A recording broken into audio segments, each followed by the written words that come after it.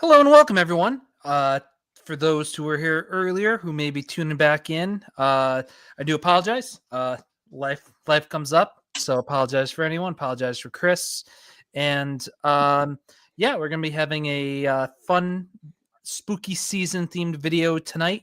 Uh, Wanted to think of a fun thing to do this Halloween time, and for those who don't know, I'm a huge fan of the Universal monsters, so I reached out to Chris, asked if he's seen any, and we decided to do the top 8 Universal Monster movies. Now, you're probably asking why top 8? That's a random number. Chris, why don't you go into our decision why we chose the top 8? So I have not seen a single one of these films before. Um, I when Benson kind of threw out the idea, I was like, "Oh, this gives me a really good reason to watch some of these films." But I didn't want to get into a lot of the sequels of it. So like, I figured he mentioned like, "Why don't you do Bride of Frankenstein on top of this?" I'm like, "Well, I'm kind of watching all the other ones first, like just Dracula. I was watching Invisible Man, Jekyll and Hyde. And like I only he you sent this idea out to me like what about a week ago? Week and a half, maybe? Um, Yeah. yeah, a week and a half, and my schedule has just been packed just with life. And so like I was like, okay, if we like set on like and we talked through this for a while, like if we just set like a straight like list of movies, like whatever the originals are, I think that would be a good film. So like sequels beside themselves for the time being, but like let's go to like give me like just the originals, and I'll be okay. I'll crunch through these as quickly as I can, and write notes on what I on my thoughts on all of these. Um, so I think that's what kind of got to the basis of like the top 8 for this list. So I'm loving John Ross. He was in the chat earlier. If you're still there, John, I appreciate it as always. Um, and yeah, so kind of had Chris go over. So there won't be Bride of Frankenstein's not included in this one. But another caveat, maybe I'll get to it when we get to the said film. But yeah, so it's the top 8, and you if you've watched this channel, you know I love doing the whole point system, but it's kind of tough with only 2 of us. We're going to have our buddy Adam Illustrations hop on with us. He was feeling a little under the weather. He's a huge Universal Monster fan, so hoping that he's feeling better. But a quick plug to him. Him and his buddy Planet Hague. Pardon me as the cat feeder goes off. So Adam and his buddy Planet Hague just put out an awesome thing on social media. If you check Instagram, Adam Illustrations, they just put out an awesome post about their latest artwork, and they have 8 beautiful pieces that are going to be available to order tomorrow. You know, their preview post is on up right now, but they knocked it out of the park with these. Apologize, don't have the links, but if you go on Instagram and type in Adam Millerstrations, you'll be able to check them out. They are phenomenal if you're a fan of horror, monsters, and all that fun stuff. So shout out to those guys, and hopefully Adam's feeling better. And shout out to another good friend, Guy Forge. Always love the support. Guy, but these are a little more tame. This isn't The Exorcist. This isn't Friday 13th or anything. But in all seriousness, my friend, it's always love seeing you in the chat, and the support truly means a lot. And yeah, John, it's going to be fun. I've only talked about a few of these on my channel when we did the our top 10 favorite horror films with Adam and Sean last Halloween. So it's always fun. It's the first time I've been able to talk about these films in a while. So without any further ado, I think that's all our housekeeping. Let's get on with the show. And I think I did my best to have these come out in order, slides of order the movies came out. And I'm starting a fan of the opera, starring the great Lon Chaney Sr., that he was known as the Man of a Thousand Faces, because in the silent film era, he was involved with a lot of the horror movies, you know, the pre talkies, as they called them back then. And so I believe he was also the Hunchback of Notre Dame. He was in the lost film London After Midnight that actually never came to be because of a fire in the film, got destroyed. And so this was really, if you're counting Universal monsters, horror movies produced by Universal Films, Universal Pictures, this was the first one and really started, the Universal monster craze. And Lon Chaney, sorry, that one picture on the bottom, that little cut off his head. But the makeup effects, incredible. How he acted, absolutely incredible. Once again, there's no words in this. So this is the classic, films of, the 20s where you saw the scene and then it cut to a black screen with the dialogue written on it. And this was I thought this was truly a spooky movie. There's a lot of kind of scary stuff that happens in this. The Phantom himself looks scary. He's able to control the theater, and there's a chandelier that falls and takes out like a section of the crowd. And then what he does is really kind of truly terrifying. He's got a way of luring the actress to essentially be his bride. And what he does is not holds her captive, but she's pretty much agrees to, be his. And there's a lot of chilling stuff for a movie for 1925. Pretty scary. Chris, what are your thoughts on this one? Yeah, I thought The Phantom was good. I still prefer my stage adaptation that Andrew Lloyd Webber did. Probably one of my favorite musicals still to this date. But I loved it. It was my first time actually watching a silent film. I've never seen a silent film before. And I was glad there were title cards because I was like, because I knew the story, right? But if I didn't know the story, I was like, I'm going to be completely lost if there's nothing, if there's no words.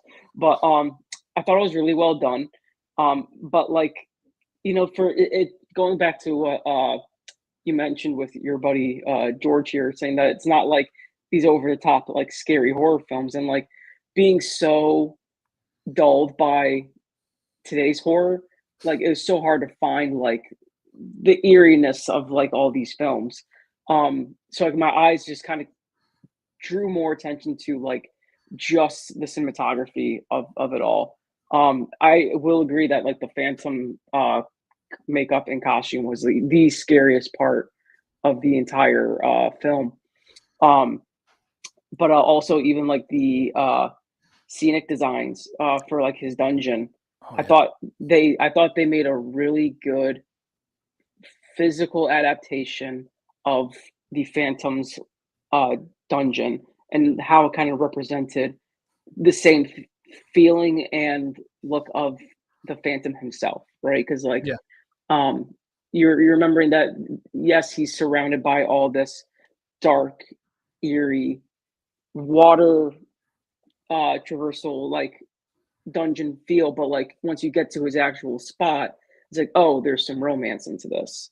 There's some heartfelt to this guy. Like the whole thing is he because the whole reason he also brought this woman into his life, Christine Daae, was to also have this beautiful voice sing his music. Mm-hmm. So there was a lot of like a good balance in the scenic design of everything. Also, I was just so wildly impressed by the time for like everything. Like one of the biggest scenes that caught my eye was Christine Daae's first entrance, where you have they're on this big beautiful stage, and they have all these elaborate angel costumes. They have the orchestra down in the pit, and my thought was just like, how much was this budget for them to get this many people and to get this much like uh uh uh, uh what's theater elements like Yeah.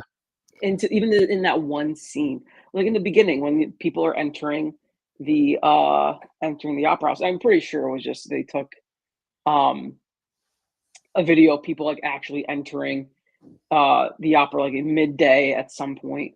but like there were still a lot of cast members involved in all of this between like the ballet dancers, the crew. Like I was just so impressed by like how much they got done for this film, and just imagining what small of a budget they actually could have had. Or at that time, it was probably the most expensive, right? Like, Yeah, I 1925. yeah, I was just so I put this lower on my list into the rankings of like what we were looking at, but yeah, no, this was still a really good film. Yeah, that's a good thing to think about for the time, the cost of all the theater effects and stage, the Dude, scenery. like they were doing fly systems Yeah, in the show. I'm like, that was in 19 like that's expensive for 1925. yeah, Like you wouldn't get a full fly crew rig until like the 40s. yeah. I was like, this is insane.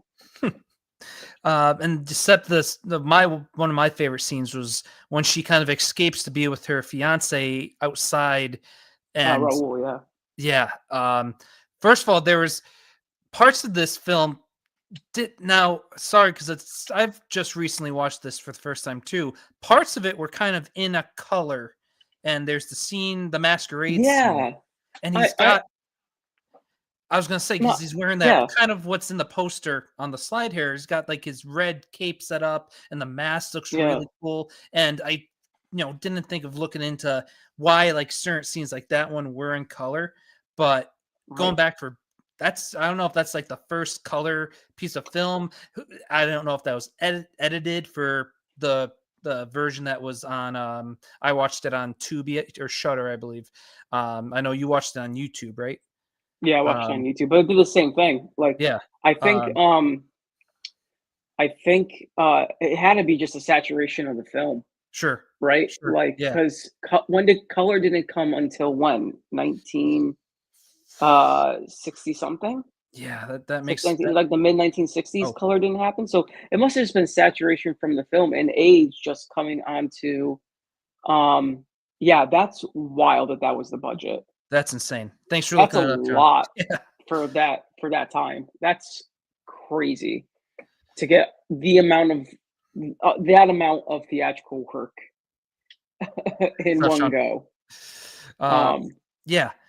Um, and yeah, Chaney, and I think that's why he was so good because all his acting yeah, is his physicality, his facial. yeah, it's physical. I'm gonna try not to use the word iconic a lot in this video, but we're talking about like the It's original kind of hard. monsters. It's kind of hard not to, So right? Like, there's that classic iconic scene where um Dyke lifts the mask off for the first time and his face is just like you think it's when you first oh, see it it, was in the 30s. you think it's one of those effects where in like classic cartoons where eyes pop out, but just the way he acted with his face, it looks like his eyes are Right. popping out and it's just incredible.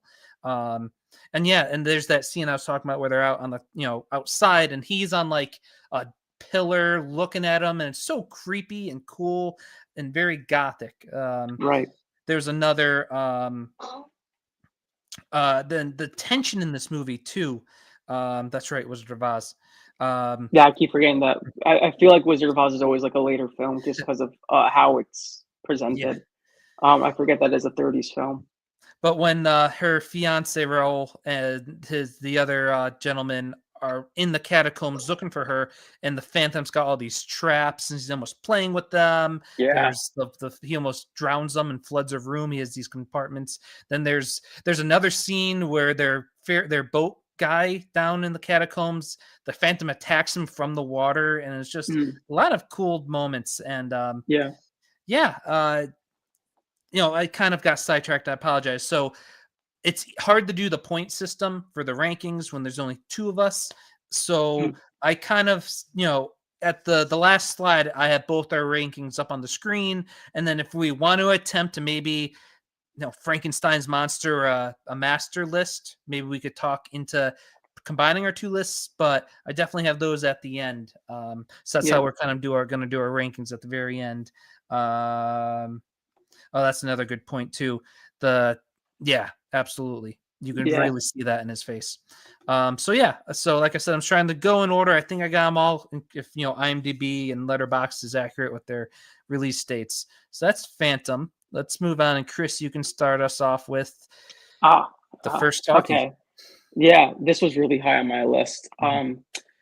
I loved Dracula, just the movies, and ever since I watched the one with Gary Oldman.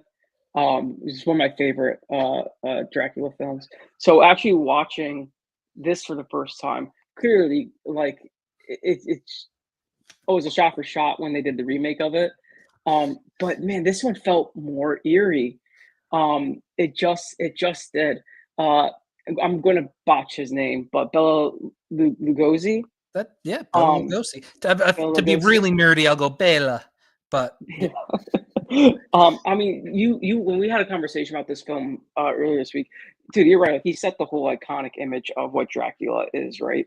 And you can see like a bunch of actors nowadays, like Gary Oldman, even who was it? Bill Skarsgård, Yeah, right? When they did Nosferatu, they yeah. took a lot of inspiration on just his movements alone. Oh yeah. With the creeping around the corners, like the hardcore stillness of like when he's doing like the trances. Um, he really just set that whole image of the Prince of Darkness, right? Like it was so well done. Um, but I can't give the full crown to Lugosi. I just can't. Because Dwight Fry, Yep. Dwight Fry. Dwight Fry, like his Renfield from start to finish was such a good progression, especially when we got near the end there, when he's like he knows that Dracula's in the house, coming after his fiance. Like the whole thing was just like he was like talk about body Oh image from Phantom. Like even for Renfield, he was contorting his body, showing the fear and the pain of knowing that his master is like around the corner, yeah. telling Van Helsing that he's like, no, he is here. Like you have, like he is just here. He was so good. He was the star of the show for me. Yeah. Even Um, yeah. yeah, no, I mean, like it's between him and honestly, I just loved Edward Vance Sloane's Van Helsing. That's good. Just yeah. Because I liked the like because here's the thing. I watching this film, I thought this felt way more modern than the 90s one. Hmm. Because I was like, I don't know what it is about. I think it's just because of how they dressed Van Helsing. I was like, man, this is like totally like this is like a modern day scientist, Yeah. right? Like this is so I'm like just watching his character, he's being so like I can't just that setting up that stereotypical professor vibe. Like you kind of get in Frankenstein, Yeah. right? Yeah. Like it was like, oh, this is so interesting of like there was just a different dynamic between like all the characters. Like you had between like especially like between Dracula and then there's Van Helsing. They're the two total opposites where you had this this very stoic postured, horrifying being to this like modern day scientist Yeah. just trying to get the facts, right? Yeah. Um but yeah, this movie was high on my list for sure. And I thought everything about it was just even to the the bat on the string. Oh yeah. um, Like the bat on the string. I was like, oh, that must have freaked a lot of people out in the 30s. yeah. Yeah, you had a lot of notes. I'm happy you did. You hit about half the ones I had, so less I have to talk for this one. But the mentioning Fry and Van Helsing, obviously Bela. The fun fact about this was so this is their direct adaptation with the approval from the Bram Stoker's estate, Mhm. because Nosferatu was, I'm going to butcher this, I think that was 1920 or 1922. That was like an unofficial, unauthorized telling of Bram Stoker's, and the Stoker estate sued the director of Nosferatu. So that's why if you've seen the original or even the one with Skarsgård last year, a Mm. lot was taken, between these two films from the original Stoker novel. And another fun fact was, so this was pretty much adapted straight from before it was on film. It was a stage production where Lugosi starred in the same role as Dracula. Mhm.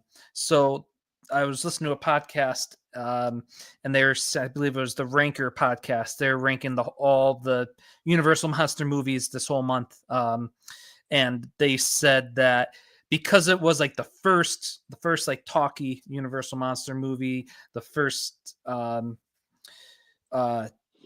first talkie, and it's the first of this universe in a way, if you will, because it was pulled straight from the stage production. This movie kind of has the similar beats to if you were watching it on stage. You mentioned there's not really a score in this movie. It's like that Mm. octave, it's that silence and the sound Yeah. effects.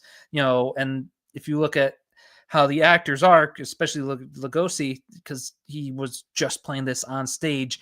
This watches, and for me, and I'm sure you, because we're both theater guys, Mhm. we had no issues with that at all. But it has a feel of watching a theatrical performance, on film. Um, Yeah, well, I never even knew that. So I might have to watch this again and think about it in that headspace. So which is why I like the Phantom one so much because yeah, of the comparing it to the stage production, it was easy for me to follow. But I didn't even think to even look at. I didn't even know Dracula was originally a stage play before they put it to film. So I'm gonna have to watch that again. and then John, I'm happy you brought this up because it's something I do need to do. They did a Mexican version, I believe it came out the same year, and it's Oso Lugosi was also in this version, and that's Nice. awesome. And yeah, Renfield, steals the show. Dwight Fry, yeah, movie is fabulous. I'm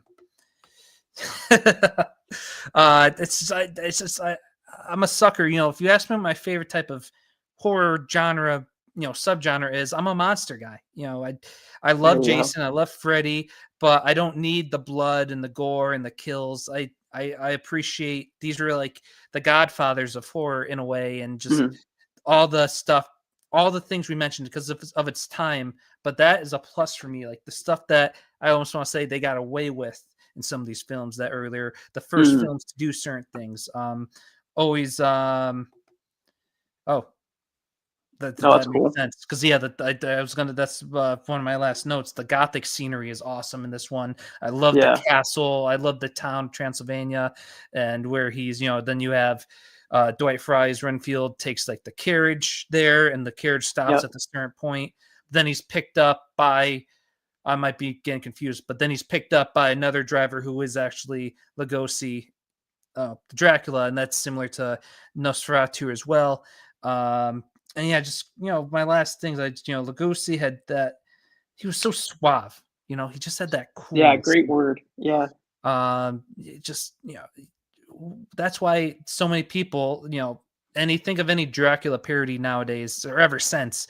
That's Yeah. the Count from Sesame Yeah. Street, for crying out loud, is Right. all thanks to Lugosi. Um, so yeah, this one's also very high on my list as well. Um, so there's a caveat with this one. Um, Technically, this isn't the Universal or first film adaptation of the classic tale, Dr. Jekyll and Mr. Hyde. However, this is what kind of Universal kind of nowadays dictates. I forgot what that thing I sent you, but like in the theme park, this is kind of like the version they use Yeah. for imagery. There Yeah. was one from the 20s that does predate this. Um, but that I believe is also a silent film, 20s. So when Chris said didn't know that, and I believe this one was made by Paramount, but since Universal kind of acknowledges it as their own, um, I was like, you know what, Chris, he was already started, watching it. I'm like, heck, I'm not that picky with rules. Let's watch it, sure. And I'm happy we decided that because this movie was really, really good. And this is Yeah. 1931 as well, same year as Dracula. Um, and I'm just going through my notes. Frederick March, who plays both Jekyll and Hyde, truly phenomenal job in both. He's relatable when he's Dr. Jekyll, and just truly terrifying as Mr. Hyde. And this predates another big movie with the transformation that we're going to talk about, and the transformation effects from him turning into Jekyll. Amazing. Once again, there's a lot of things I'm going to try not to repeat, but just for the time, the effects for transforming was, I was like, no way. Like, I don't believe that for 1931. Really cool job. And it was almost, you felt like you were getting nauseous with him. The spinning effect that they used, and Ivy Peterson, who plays one of the love interests in this movie. She did a phenomenal played, job. Was it Marion? Marion, yeah. Yeah. Who's essentially, for the time, like a prostitute. And you actually feel for her character throughout the whole movie because of how, how Hyde treats her. And I really love the other supporting characters. Holmes Herbert, I think, is the actor's name, who plays Dr. Layton, which is Dr. Jekyll's like close friend, and he's kind of like the voice of reason. But yeah, there's some, I want to say the violence in this movie and just the terror created by when he's, Frederick plays Hyde, truly terrifying. Yeah. No, that was this was, I can even say this one now. This was number one on my list for one of the first ones I've watched. It was mostly just because of, and this is, and we're going to be, again, words we're going to be saying the entire night. But it was just that time period, right? And like you could only do so much with the little technology you had, right? But like, so just the physical transformation, not with just the cosmetics of Frederick, but like then the actual body movements, and the biggest thing was the voice. Like he had to change diction in his voice to really separate Jekyll from Hyde. I thought it was two different actors. Dude, I did too at first. I did too at first. I was like, no, this has to be the same guy. It just had to be. But yeah, like he really knew how to play the two separate characters. And then like the visual effect of him transforming from Jekyll to Hyde, and then vice versa at the end. It left me, because you're sitting there watching him change for like a solid minute and a half, right? I felt that same eeriness when I was watching the end of Pearl, when she's like staring at the camera screen, just like eyes and not blinking. I was like, wow, wait, this is just unnerving. Like you're watching a guy like literally in pain, transforming from one thing to another. And I would not be baffled. Because the other thing, I was just watching this film, I was like, man, I wonder if Willem Dafoe took some inspiration from this when he did his Green Goblin. Because like it was almost identical and uncanny. Yes. Of like how well of separation that Frederick had for both these characters. Yeah. And like I thought everyone else did great in the film, but like I can't name names much other than like the two that you mentioned, because like I was just so into the story. Yeah. And I just love, and I've never been a big fan of the Jekyll and Hyde story. Really? Yeah, I always thought it was lesser than the rest. But because his story was never like as big as Frankenstein's or Dracula. But I think after watching this film, I've grown a lot more of appreciation for the Jekyll and Hyde story. And I think it's because Dr. Jekyll is you feel for him. It's a very relatable performance. It's like at the end of the day, it's a guy who falls in love and trying to get the permission to marry his love from the father, who's a general, and he makes them they're engaged, but makes them wait 5 months to get married, and then so and then he takes her away somewhere, so that's what causes him, he's like, what can I do, that causes him to, he was also, as the movie begins and early in the film, we see that he's working on this formula to separate the two, each person's good and evil side, and because of how depressed and just beat down he is from his fiance's father, that causes him to do that, and he almost gets addicted to it, and then at times loses control. So it's very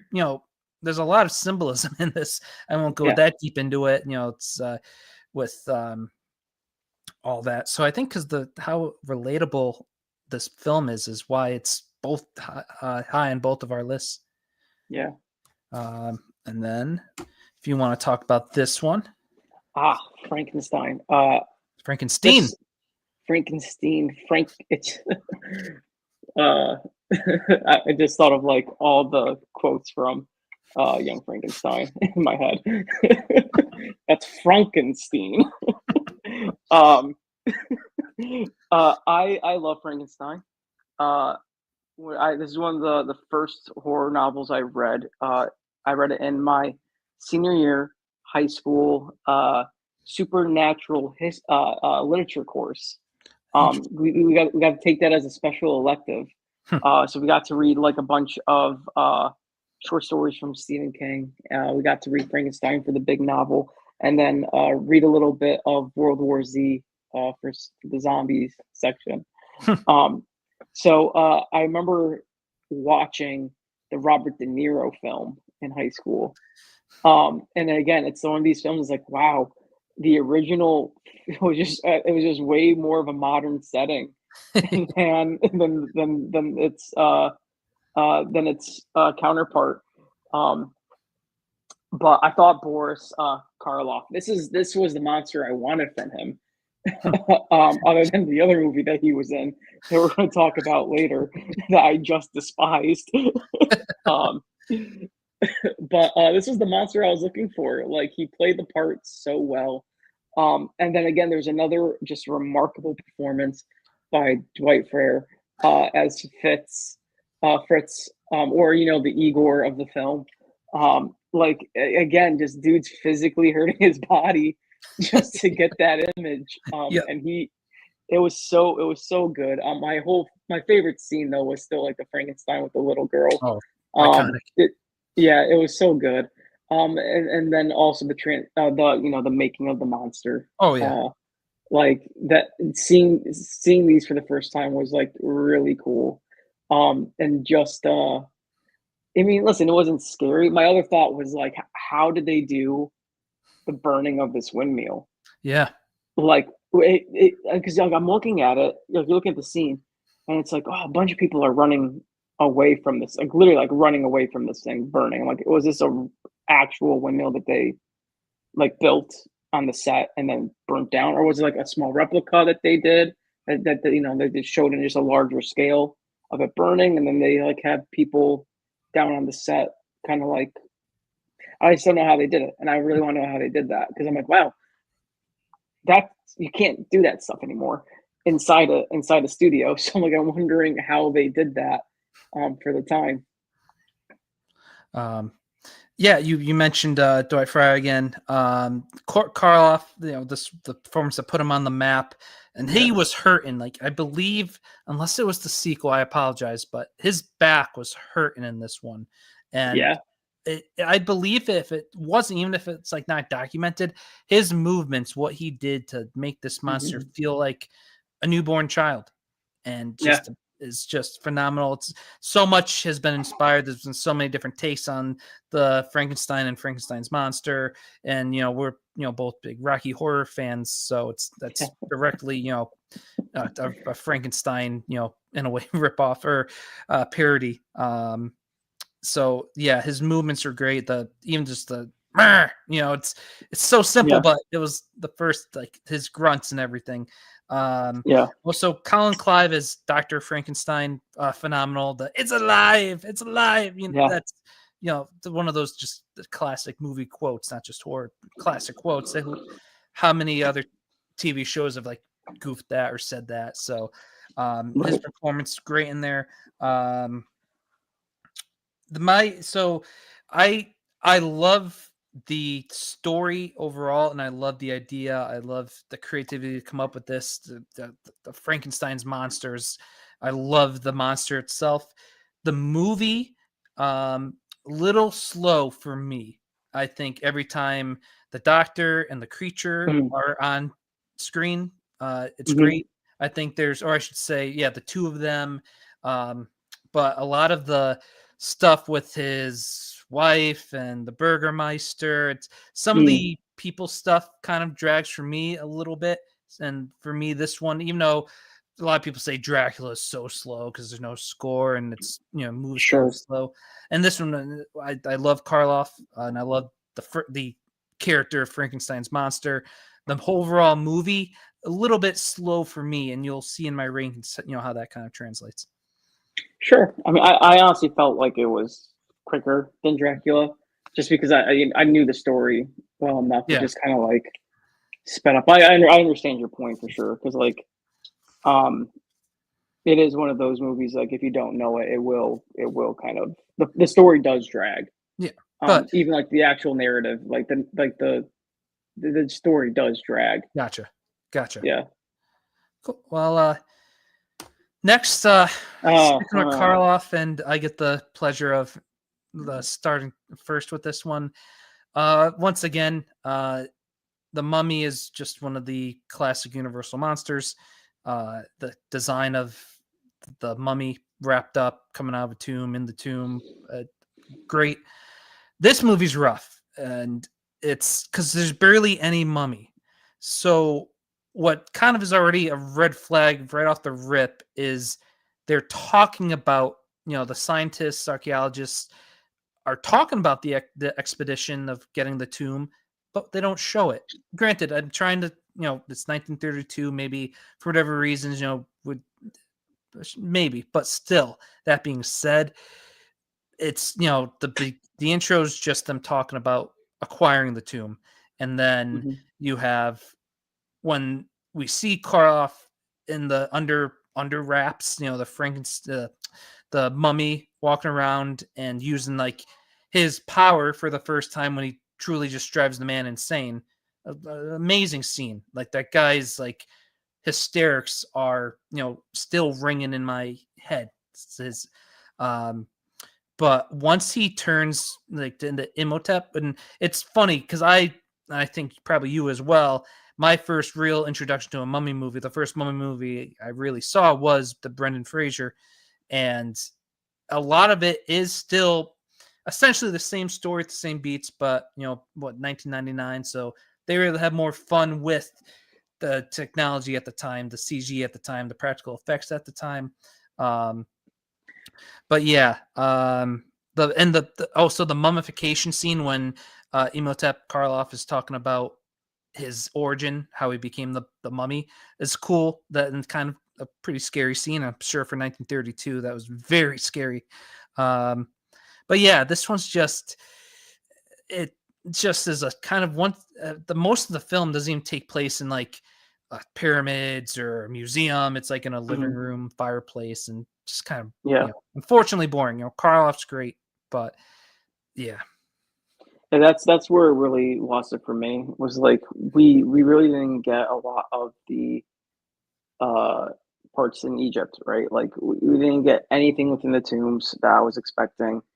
But like, I all the biggest problem was that we had the look of the monster for no more than 2 minutes, hmm right? Like if he was around, if there were like it was a little bit of I think my problem is I am comparing it to the 1999 film, because like dude, they had the monster for a good chunk of the film. Like he didn't oh get yeah, his full it's regeneration the back opposite of until this. near the end.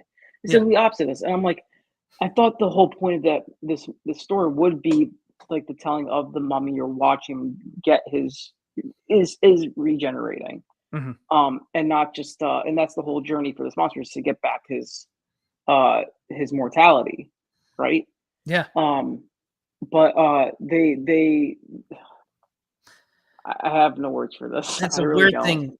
He's regenerated for about 10 years, and then he's like, "Now I wanna get my lover. I wanna get it on." Yeah, And yeah, it's so confusing because he sees the actress. I'm sorry I didn't write the notes of the actress's name, but it's like he thinks it's Naxona Moore, and he sacrificed her, but then has to it's very convoluted for the time too. It's his plan and how to bring his love back. And to kind of keep things going smoothly, I think you can tell by both our thoughts it's very low on our lists. And you get the pleasure of talking about the next one first.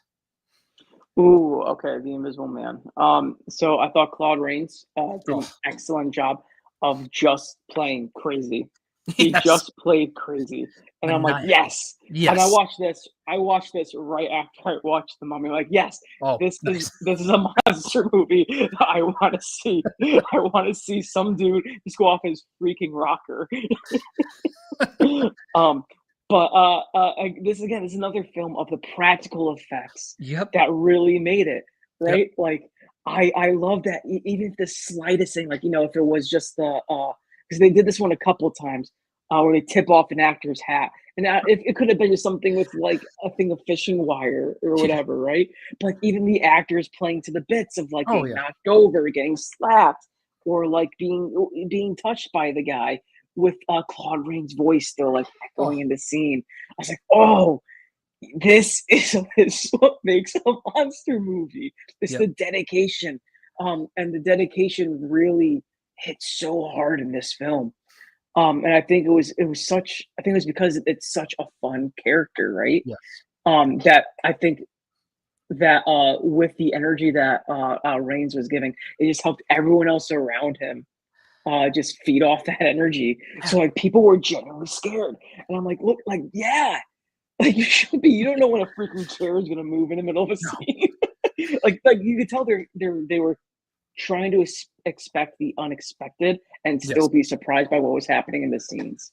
Yeah. Um, so I don't remember exactly where I put this on my list. I knew it was somewhere in between.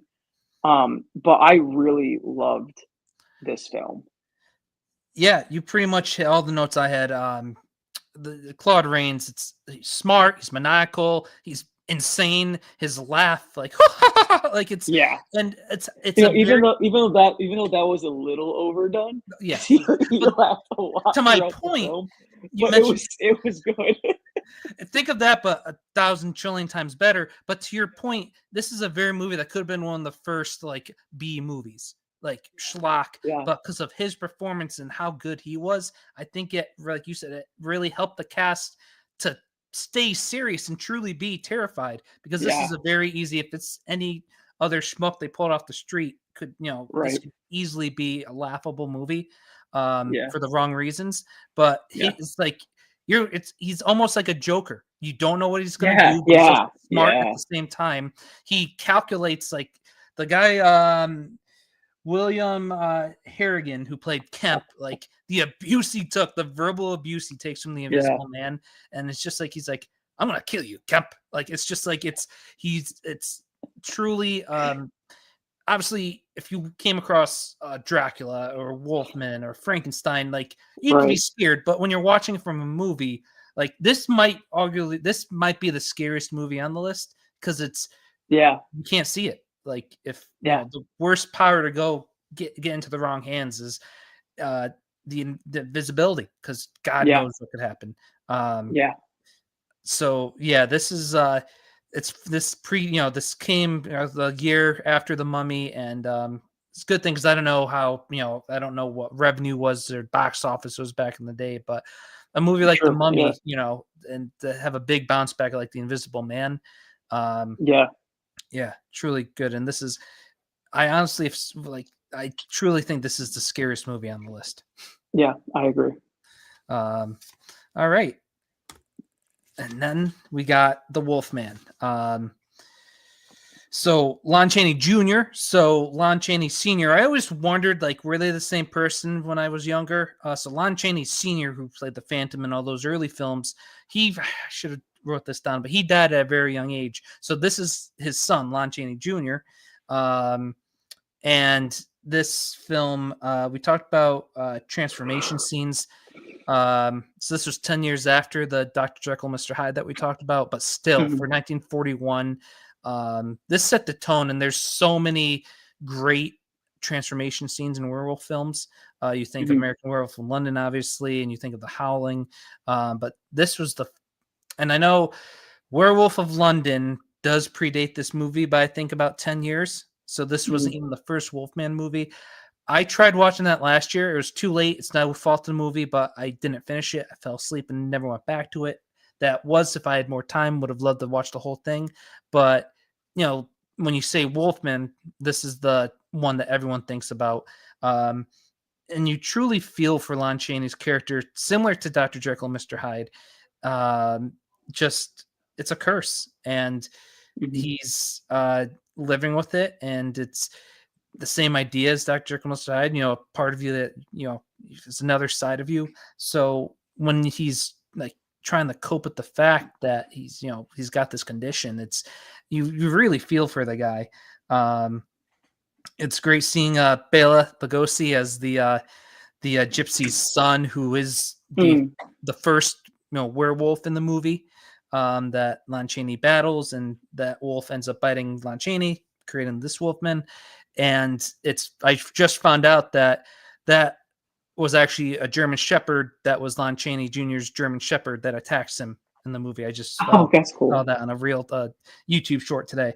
So that was cool. And just like all these, with the exception of The Mummy, I love the scenery, the foggy woods. You know, it's just as iconic as when you first see his fully transformed parents, him walking around like he does with the fog and the trees. And this does a really good job establishing like the lore of werewolves. You got the Silver Bullet, you got Wolfsbane. They mentioned that. And it's another one you truly feel at the end of it. You saw what I saw? Yeah. No. Yeah, George Forge. Comments.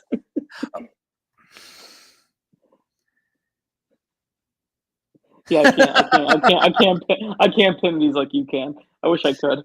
Yeah, thank you so much.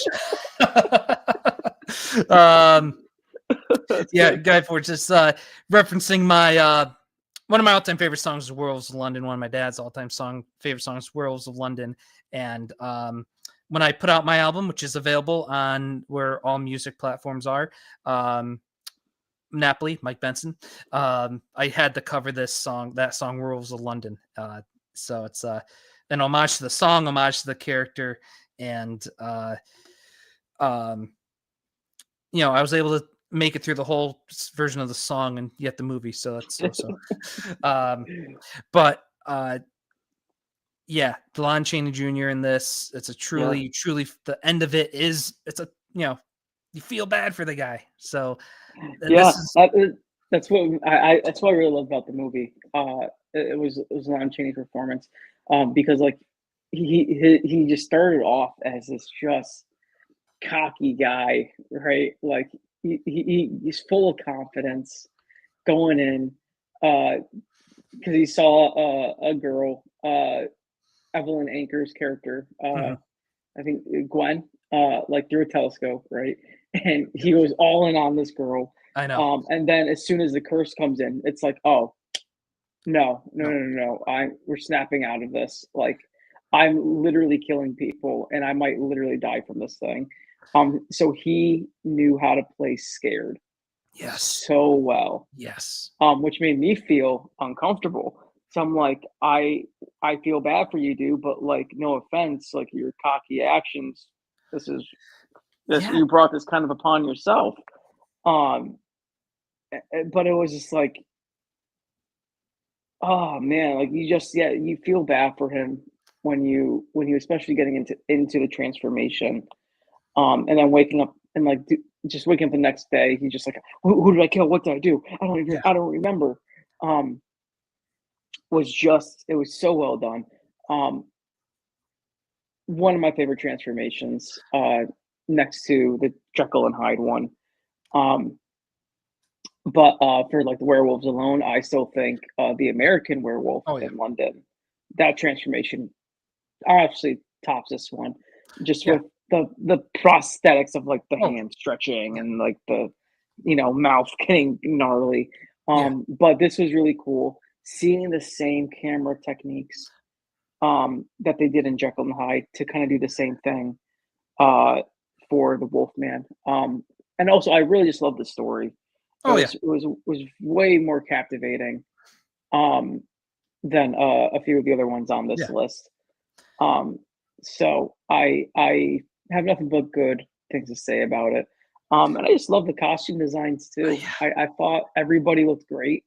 I really love the father son relationship between Yes, Cheney and Claude Rain. that's Um, right. Claude Rains back. yep, Claude Rain's back. He played his father, Hmm. who was like generally concerned for his son's like Yeah. well being, Mhm. uh, which was really nice to see in a monster movie. You didn't really see that in some of these films And that so just far. goes to show you that 10-year gap, say, from Dracula, how things got Yeah, story writing got better, character yep, development got better. I yep. know we're not talking the sequels, but you mentioned Lon Chaney's like played scared so well. The next time we see his Wolfman is in the when Frankenstein meets Dracula, which arguably might be the first ever movie crossover. Mhm, Um, and he kind of I won't go too much into it, but he to so the movie can he comes right. back and he's like he never missed it. I forgot, let's see, that came out in 43, so 2 years later, but it's still like he's Mhm, got the same character on lock. Like he plays that scared, and you really feel for his thought process throughout the film. um yeah. yeah, we got Wolfman, and then next, I think this is the last one, right? that's right. Yeah, this is the last one. Yeah. I believe it's you. Is it me? Yeah. Okay. So I love the movie. Oh, here's the thing. I love them. I loved all the movies. Let's be clear.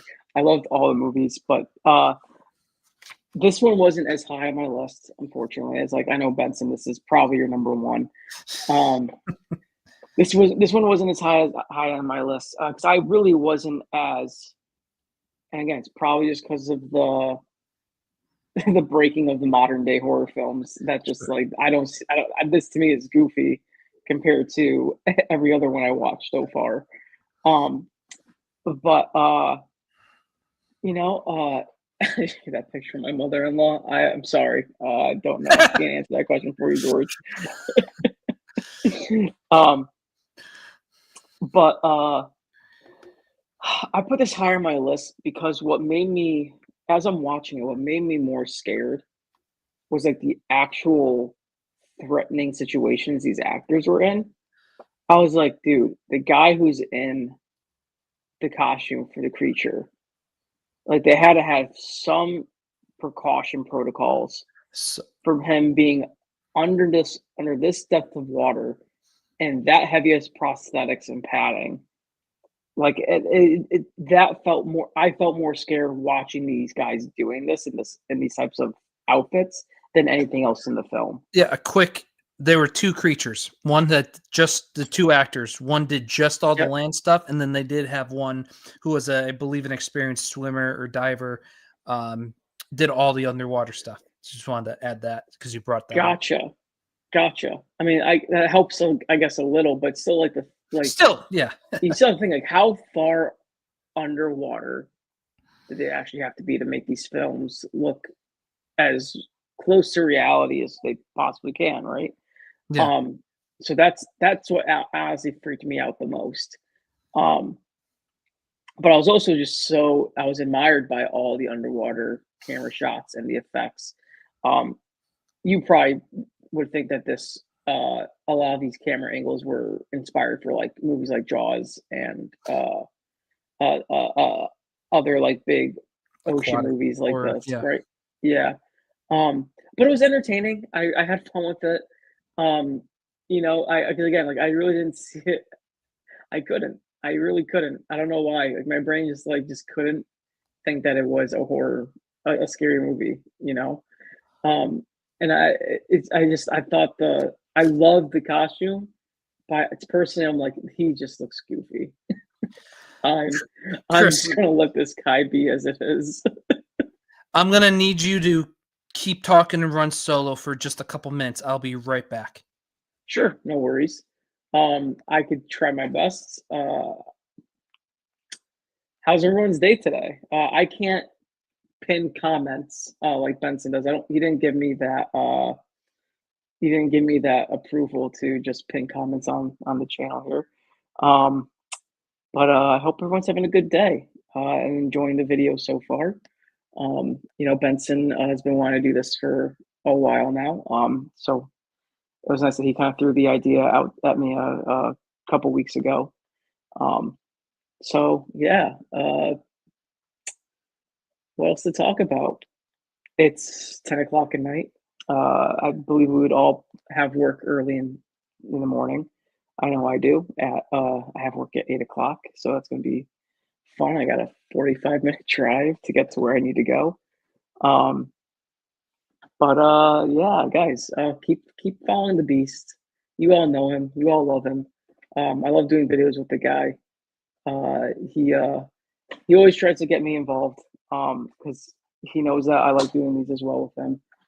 But he also knows that my schedule is packed. I don't stop.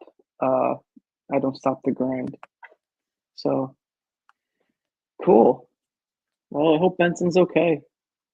Hope he's not lost out there in the big world. Well, if you all don't know that, Benson is getting married this weekend, which is a big fun thing. Can't wait to go see the guy get sent off and enjoy the rest of his life. Um, so I know him and Emily have been putting a lot of work into this wedding.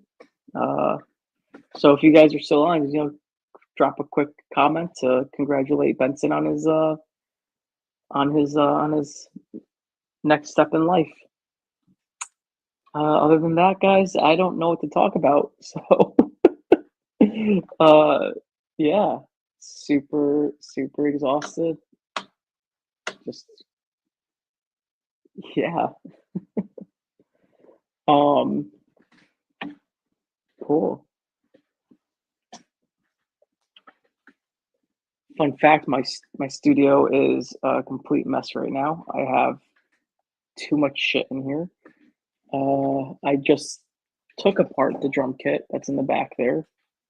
Yeah, he left me hanging. You know, he's been having a little bit of a rough night with some of the wedding stuff. So he's making it work. You know, we're just here having fun, guys. That's all it is. But yeah, like I was saying, I just had the drum kit out. Just took it down because a buddy of mine, we started writing a folk album. So we're hoping to finish that up at the end of the year and get that out to send it out to all the fun streaming services. And Benson is seems to be taking his time. So, did anybody do Wordle today? I didn't get to do it yet, so we're gonna do it right now. We're gonna figure it out together. All right. So my first word I always do for Wordle is arise. So let's see if that is because it's got 3 vowels, and it's got 2 consonants, right? So we're gonna see if we get anything out of it. Okay, so we got an I and an E, which is pretty cool. So let's see if we do. What's a good one here? We could do died, die, die. I don't know. Let's try edit. No, because there's no S. We'll go back to Wordle. I don't think he knows you're back, Mike. Oh, hey, Mike, you're back. And no, I didn't have to go to the bathroom. Yeah. Sorry about that, guys. Sorry to leave Chris there, but thank you. We sustained the viewers, if not gained one or two. So thank you for the riveting content you provided while I was gone. Well, we were about to do Wordle, so clearly I was giving them some solid material before then. So yeah, sorry. Did anything else you'd like to talk about creature before I go into it? No, man, it's all yours. So the kind of quick backstory, fun fact. So as you can see, this is 1954. About 20, almost 25 years after Dracula, and almost 30 years after Phantom. At the time, post World War II, this is when a lot of the sci-fi pictures started getting made, like It Came from Outer Space, Planet Nine from Outer Space, all those sci-fi space kind of creature features. People kind of stopped caring about your Frankensteins and your Draculas and your Wolfmans, Invisible Mans, because we mentioned sequels. There's each of these characters have at least 3 to 5 movies, succeeding movies after them. So I think people started getting tired of them, and just a combination with like science fiction and mutations and all that fun stuff. So that's kind of what spawned the creature. A little backstory into that. The Julie Adams, phenomenal. One of the strongest performances I think in all these movies as well. And at the time, listen, this is 1954. She's in a bathing suit on film. That could have that was probably considered risque at the time.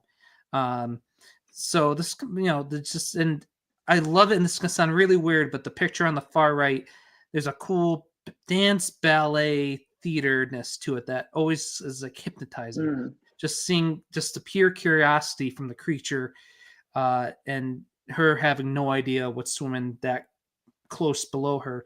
So that scene always kind of it was hypnotizing to me. Well, the Shape of Water took inspiration from that, right? Absolutely. So people say that's like the most modern version of the creature we've gotten. I've never seen, because I've heard what happens to the cat in it. So that's why I've never seen that movie. That's okay. Same reason why I don't watch Marley. Same. But I've always, I mentioned I love monster movies, especially aquatic. I call it aquatic horror genre.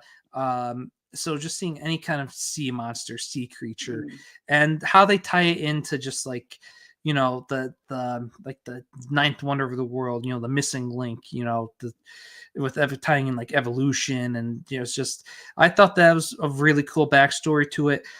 We mentioned how just over time, casting, acting, storytelling, evolves and gets better most of the time. So Julie Adams already mentioned, but Rich Carlson and Rich Denning, who also played the two, kind of lead scientists, and just you kind of call it a love triangle, I guess. But the three of them, I thought, just had great chemistry. You have the one who's purely wants to do this for science, doesn't even want to capture him, just wants to get they got their pictures, the footage. And then eventually the other wants to, it's almost like a hunter, so he wants to kill it. And the back and forth they have, and then when they're in the underwater chasing him, that stuff just was so, kept me in it. It was riveting. I got to shout out Nestor Paiva for playing Captain Lucas. Hilarious, like comic relief, but not overdone. Like I thought he was like a good character and was able to provide a sense of humor to it. And it's and it kind of goes back. I'm not trying to get weird, but all the creature wanted was a lover, and I guess you can buy Shape of Water was heavily inspired by this. But was he really, this sounds cliche, was he really the monster? Was Ed Gein really the monster? No, sorry, that's a joke. But yeah, so, and just, it's a right combination of like casting, the theatrics of it, the effects, the costume. My favorite Universal monster, Mhm. So yeah, so that's all 8. So this is what I did. I'm on the left and Chris is on the right. Um, so yeah, I did, speaking of Creature is my 1, followed by Wolfman, Dracula, Dr. Jekyll, Mr. Hyde, Invisible Man, Phantom. Those, it's almost like my first 5. It's very Yeah. tough. I didn't even want to throw the Phantom in there because it is a very good movie. And Mhm. unfortunately, The Mummy, as you can see, and you can see how similar our lists are. We both had Wolfman and Dracula right in the middle there between 2 and 3, and Invisible Man at 5.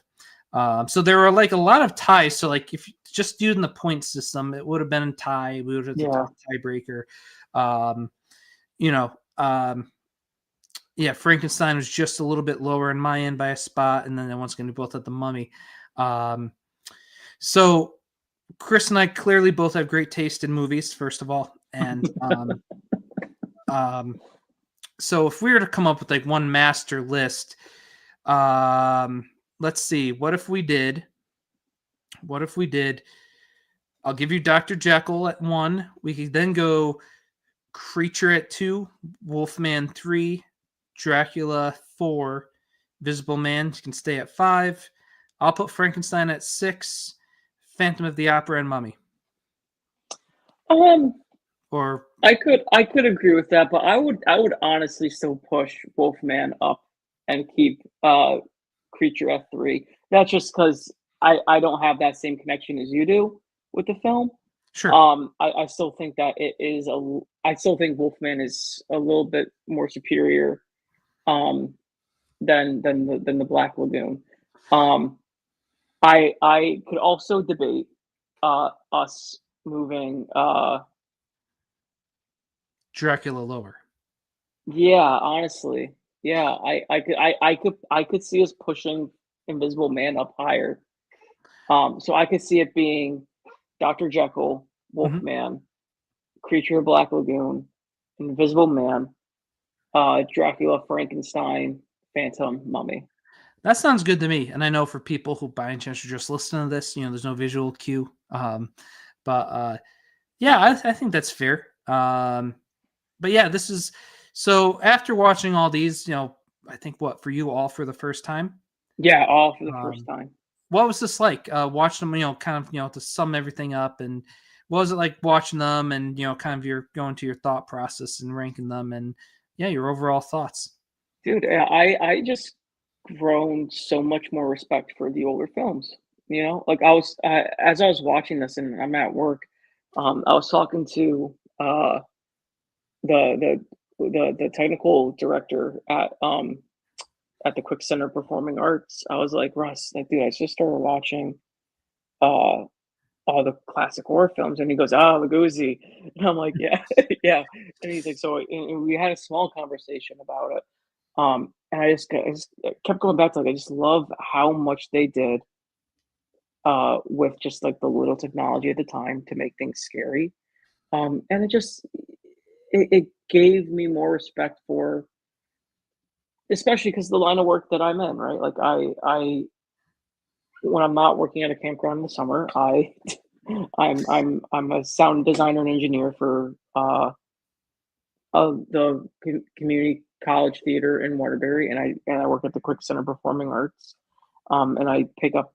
whatever sound design gig I can, and like it just gives me more appreciation for what I do, honestly. Because I was like, man, if I was in that time period when film was just skyrocketing, like you bet your butt that I would try to get my foot in the door to work on one of these films. And it just gave me more appreciation for what they did. Yeah, and with me, it's with my job during the day, I'm a representative for a local brewery, and at night I transform into a wolf man and cause havoc in the streets of Seymour. Um, Yeah, that sounds totally right. I've heard but about you in the news. but yeah, I've said this a bunch throughout tonight.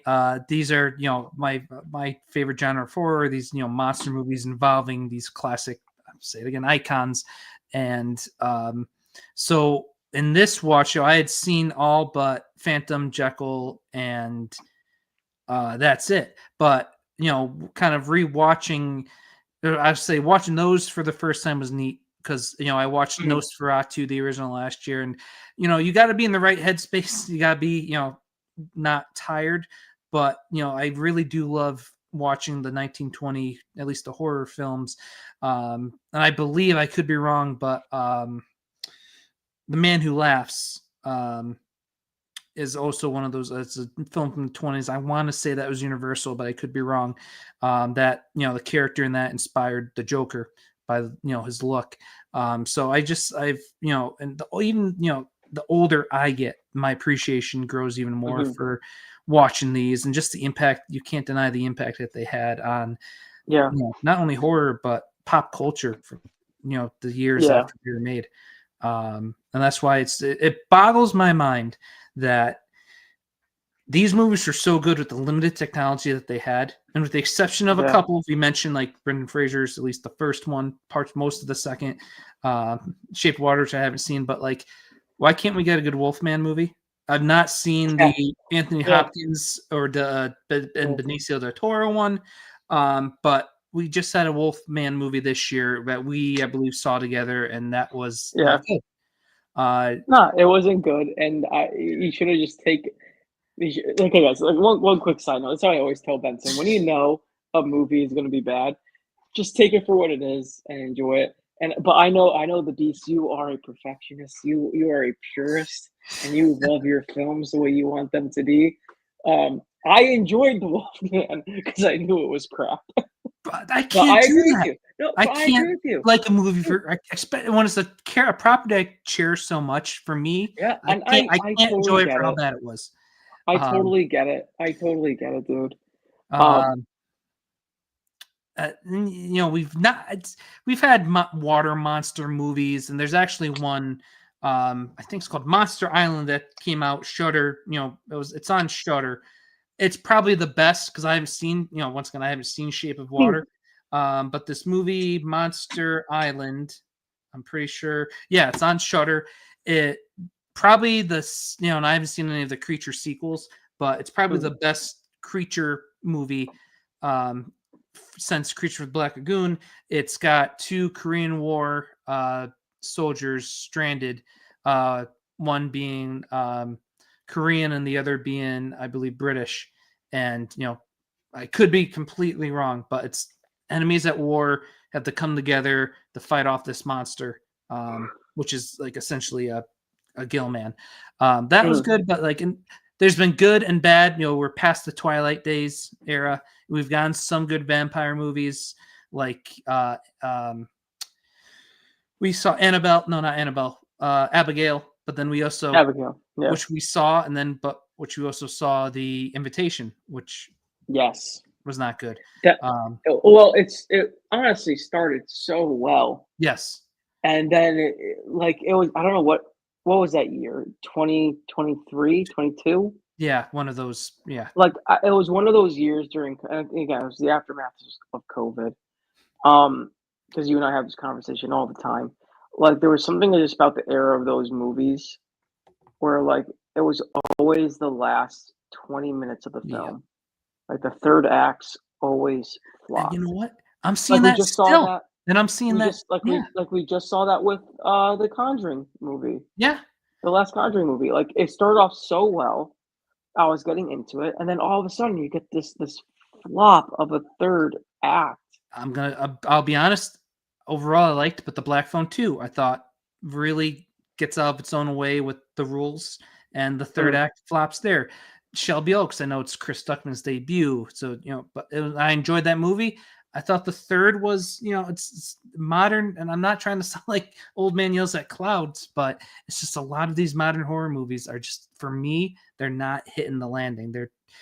They're getting out of their own way. They're being inconsistent, just predictable. And oh, I now know you show you up. could say the same thing Now about you all these show movies, chance. these Yeah, Universal movies, but it's yeah. like, I didn't mind the Tom Cruise Mummy movie. I was on board for that dark universe. Oh, I Universe. couldn't. No, I couldn't get into that. Like I it I couldn't, could not. it wasn't the best. Brendan Fraser's probably still the best Mummy movie. That's crazy, 1999, and yet we haven't had a good Mummy movie since. Invisible Man, the remake, or the modern Invisible Man, that's supposed to be in a universe with movies coming out. We haven't gotten the sequel to it that they said. I thought that was a good modern take on that.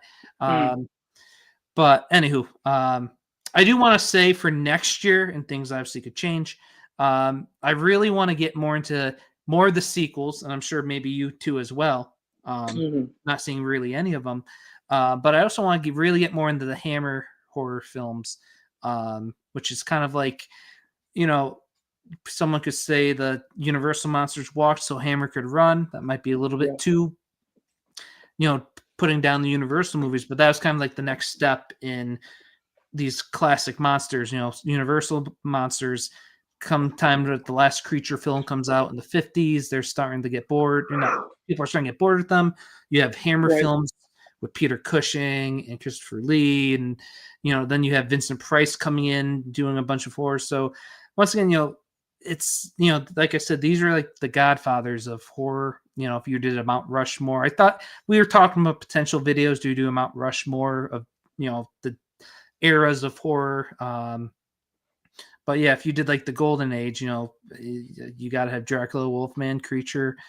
Then is it Invisible Man? Is it Mummy? Do you throw the Phantom there? Now, after seeing the Dr. Jekyll, Mr. Hyde.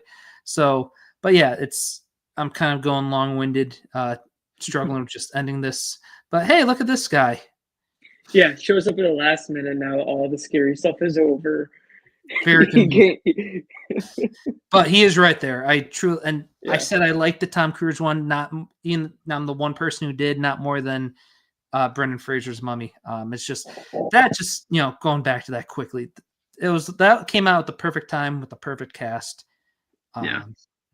But I'll continue to watch. So I wasn't able to catch the limited screenings of Del Toro's Frankenstein. That's gonna be on Netflix next month. I'm hearing great things. One of my buddies saw it, who's a huge Universal monster fan, said it was phenomenal. I can't wait for that. You have The Bride, which is going to be more not like traditional horror, but it seems like a fun Bonnie and Clyde, Frankenstein's monster, and The Bride movie. And then apparently we're getting a Mummy movie next year, so bringing it back to That's cool. Lee Cronin, who I know's done some pretty successful horror movies. I can't think of them to top of my head. So I still not giving up hope on the future of modern versions of these movies. But at the end of the day, we'll always have these movies. Thank you everyone for tuning in, who were in the first run at 8 o'clock. Came back. Appreciate it, including Chris, John Ross, Guy Forge, our good buddy Chinmo. Thanks for all who came in, tuned in. This was fun. Once again, I haven't been on in a while, but if I was going to do at least one more YouTube live this year, it had to be during this time of year, my favorite time of year. So yeah, thanks everyone tuning in, whoever watched on the rewind. Thanks, Chris. Chris, anything you want to say before we log off? I do. It's one small quick story now that Chinmo is actually on here, because I haven't seen him in a hot second. But Chin, I want to let you know that I've recently gotten conversations with somebody who's worked on the studio that did the revamp of the 2003 version of the Ninja Turtles. And I wanted you to know that fact. I work with a guy at the Quick Center. He's really cool. And he literally helped build the entire office space. And he did the carpentry for the chairs, the desks, and everything for the 2003 Turtles. So, fun fact, I know a guy who worked in the studio. You may be in a DM from Chin later.